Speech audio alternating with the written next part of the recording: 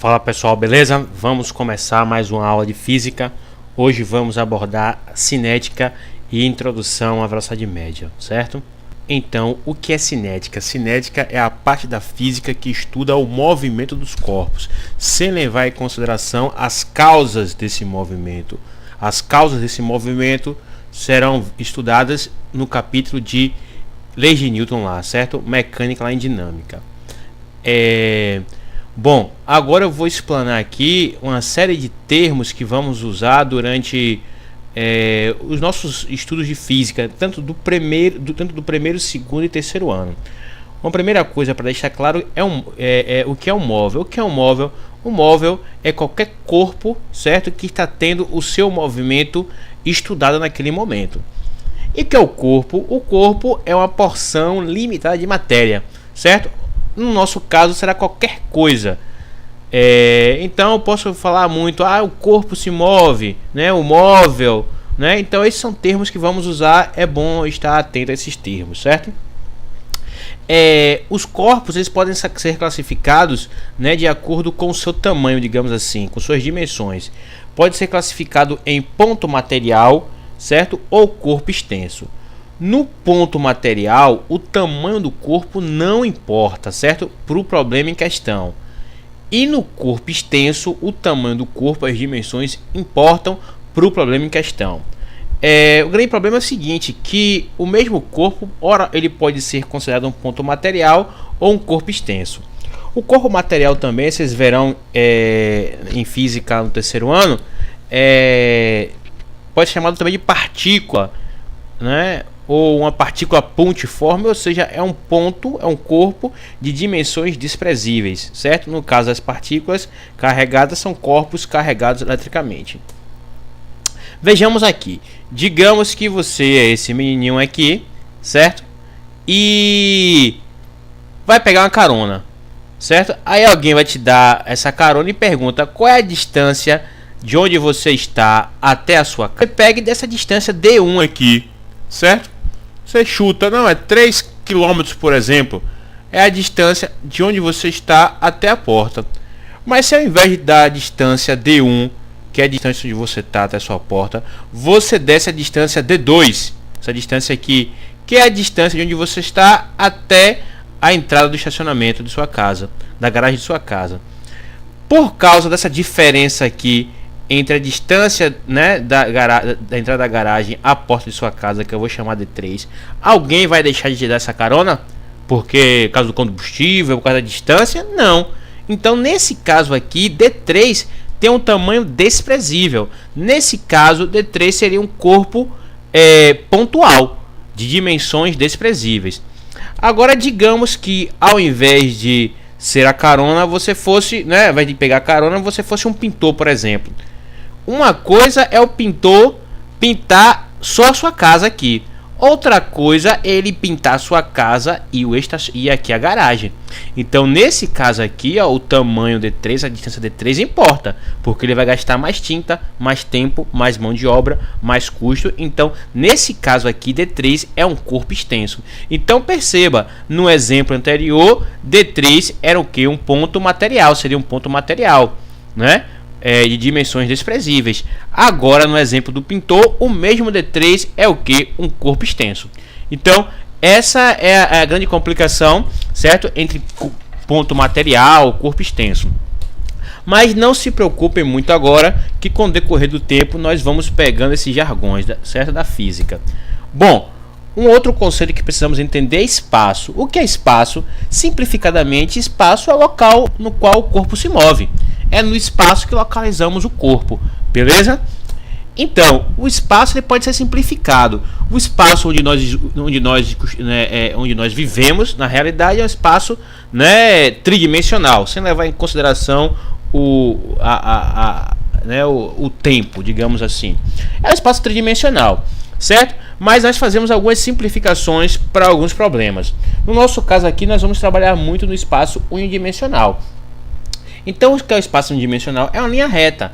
É nesse espaço que você localiza os corpos, por exemplo. Como é que você localiza os corpos? Você tem um ponto referencial aqui, é onde inicia inicia-se a contagem da posição dos corpos, e daqui para cá você vai contando, por exemplo, uma rodovia KM1, KM2, KM3, KM4, KM5 e assim sucessivamente, né? Então nesse espaço unidimensional que você, com a coordenada X, digamos, do corpo, você localiza esse corpo, no caso aqui o carro, nesse espaço, certo? Na rodovia você tem KM0, 1, 2 e assim sucessivamente. Você não tem o KM-1, KM-2, por exemplo, certo? Mas aqui no nosso caso nós podemos pegar posições negativas que estão aqui, ó, à esquerda do zero. À esquerda do zero são posições negativas, certo? E a direita do zero para cá são as posições o que? Positivas. Beleza? Então, esse é o espaço unidimensional. Temos também outra simplificação, que é o espaço bidimensional. Agora você vai localizar o corpo no plano, por exemplo. É o caso do mapa, por exemplo, do Google Maps, né? Então, nesse caso aqui, para localizar o corpo no plano bidimensional, né? No espaço bidimensional, você precisa ter uma coordenada em X, no caso aqui A, e uma coordenada B, no caso aqui em Y. Beleza? Então, a posição desse corpo é dada por essas duas coordenadas A, B. É a mesma coisa que acontece no plano cartesiano lá em matemática. Mais uma vez teremos o referencial aqui, o ponto de partida, digamos, o zero, para cima positivo, para cá, para a direita, positivo, não é? Para a esquerda, negativo, para baixo, negativo. Beleza? E aqui, positivo. Bom, e agora o espaço mais geral, é o espaço em que vivemos, né? É o espaço tridimensional. Então você localiza o corpo no plano na coordenada X, certo? Coordenada X, coordenada Y e com mais uma coordenada Z, que é a altura do corpo, por exemplo, a altitude de voo do avião, por exemplo.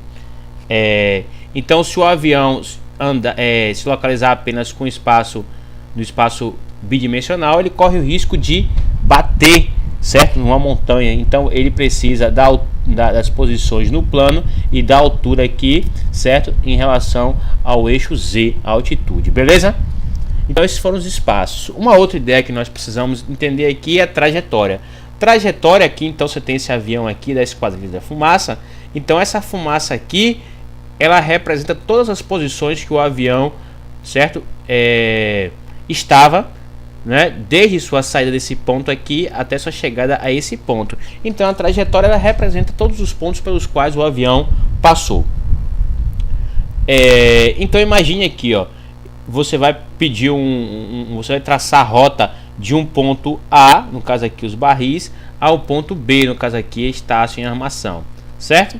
Então você vai traçar a rota. O que o aplicativo do Google vai fazer é o seguinte: desenhar para você aqui, ó, todos os pontos, né, pelos quais você irá passar do seu ponto de partida, os barris, até o ponto de chegada, Estácio, tá aqui. Ele costuma sugerir uma outra, tá aqui.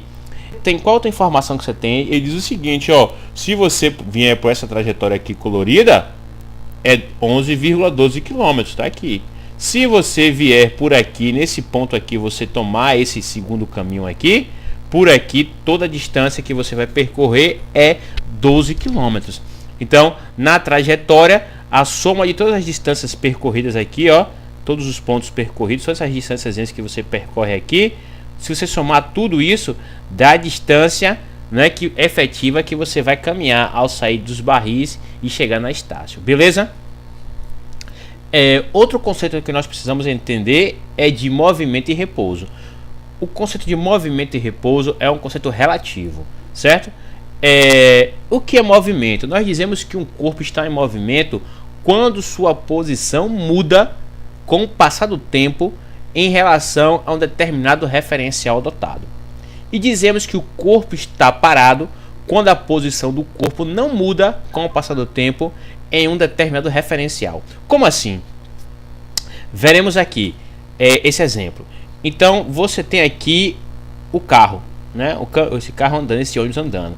Perceba que se eu tomar esse ponto aqui como referência, a posição do motorista ele varia com o passar do tempo em relação ao ponto de ônibus.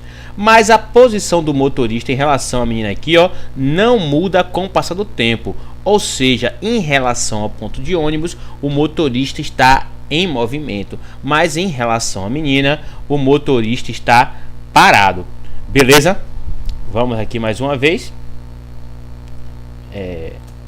Não, vamos deixar que já foi, tá bom. Outra coisa que nós precisamos entender é o deslocamento e a distância percorrida. Como eu já falei na aula anterior, deslocamento é uma grandeza vetorial. E deslocamento nada mais é do que a distância em linha reta do ponto de partida ao ponto de chegada. E distância percorrida, como eu falei lá em trajetória, é a soma de todas aquelas distâncias pequenas que você vai percorrer ao sair de um ponto A e ir ao ponto B. Beleza? Então, vejamos aqui. Em linha reta, o deslocamento e a distância percorrida serão em módulos iguais, certo? Como assim? Se você percorre um caminho em linha reta, a distância do ponto A ao ponto B, desde que o ponto A seja diferente do ponto B, é igual à distância que você percorreu entre o ponto A e o ponto B. Como é que nós vamos calcular então a distância percorrida? É simples, não é? Como eu falei, você vai pegar em linha reta, certo? A posição final menos a posição inicial. A subtração vai te dar a distância que você percorreu. A letra grega delta indica a variação, né, o intervalo, né, em física. Tá aqui o que eu quero dizer. Então, se você sai dos barris em linha reta e vai até Estácio, esse aqui é seu deslocamento. E como vimos anteriormente, essa parte colorida aqui é o que? A distância que você percorreu. Se você pudesse esticar essa parte aqui colorida em uma linha reta e medir, né, o tamanho dela com a régua, essa seria a distância percorrida. E esse cara aqui em azul é o vetor deslocamento. A única forma, né, aqui em linha reta, o deslocamento é igual à distância percorrida, como eu falei anteriormente, beleza? Então vejamos aqui, por exemplo, o corpo sai da posição A, certo? Em linha reta e vai até a posição B. Qual é a distância que ele percorreu? Simples, como nós vimos na fórmula. É a posição final menos a posição inicial. Então, qual é a posição final dele? 150, tá aqui no espaço unidimensional. 150. Menos da fórmula, a posição inicial. Quem é a posição inicial? Como eu falei, pode ter posições negativas. Então a posição inicial dele é esse menos 100 aí. Então joga na fórmula, 150 menos 100 dá 150 menos com menos mais. Então dá 150 mais 100, isso é igual a 250. Então essa foi a distância que ele percorreu do ponto A ao ponto B. Outra ideia, para finalizar, outra ideia aqui é a de intervalo de tempo, que é similar à distância percorrida. O intervalo de tempo é a diferença entre um instante inicial e um instante final, certo? Ou um instante em que você sai de um ponto e o instante que você chega no outro. O instante que você sai do ponto é o instante inicial, e quando você chega no outro ponto é o instante final.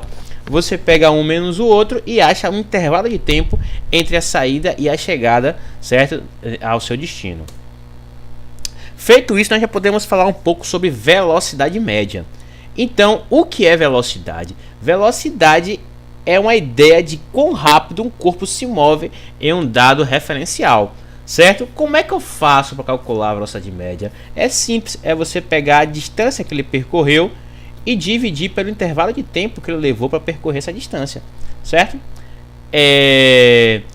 Vamos aqui então aplicar esse exemplo aqui. Então imagine um carro sai de Florianópolis a Curitiba, sabendo que a distância entre as duas cidades é de 300 km e que o percurso iniciou às 7 horas e terminou ao meio-dia. Calcule a velocidade média do carro durante a viagem. Então tá aqui a representação. É bom sempre desenhar, certo? Colocar as informações, certo? Dispor as informações de forma clara. Então, quem é a distância percorrida? Ele já falou, né? É a posição final, certo? É a posição inicial. Ele não deu assim, mas eu poderia chamar de onde ele saiu 0 e onde chegou 300. Mas ele deu foi o quê? Ele já deu a distância percorrida, não tem problema. Então é 300 km. Beleza. E o intervalo de tempo? O intervalo de tempo precisamos calcular. Ele diz que o corpo saiu às 7 e chegou ao meio-dia. Então é final, meio-dia, 12 horas menos 7. Isso dá 5 horas. Como é que eu calculo a velocidade média? Distância percorrida por intervalo de tempo. A distância percorrida foi 300 km. O intervalo de tempo 5 horas. Então 300 dividido por 5 dá 60.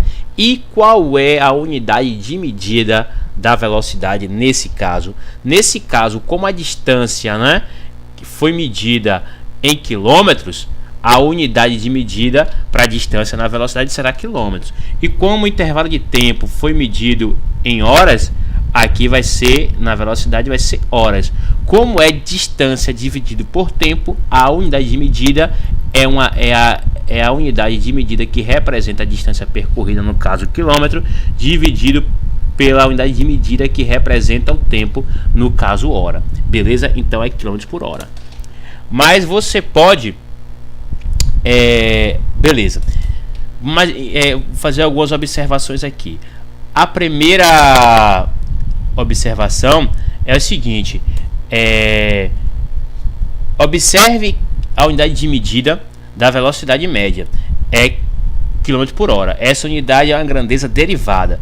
Veja que as grandezas derivadas são formadas pelas grandezas fundamentais. Nesse caso, comprimento é a grandeza fundamental física, certa medida em quilômetro, e o tempo dado em hora, como eu já falei anteriormente.